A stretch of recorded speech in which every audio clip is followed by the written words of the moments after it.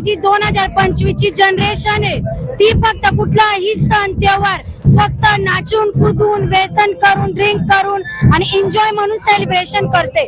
पण मला काय सांगायचं आहे की तुम्ही इतिहास वाचून बघा, छत्रपती महाराजांनी काय केलेलं आहे। आई जेव्हा मुलाला दूध पाजते ती काय शिकवते। आजच्या आयांना पण मला तेच सांगायचंय, तुमच्या मुलांना हे शिकवा, इतिहास वाचा, छत्रपतींनी काय केलंय ते वाचा आणि तसं अंमलात आणा। फक्त एक दिवस सेलिब्रेट एन्जॉय करून हा दिवस नाही मनवला जातो। आपल्या रक्तामध्ये कणाकणामध्ये छत्रपती शिवाजी हे आहेत, पण आता लोक विसरून गेलेत, म्हणून त्यांना आपल्याला जागृत करायचे आहे।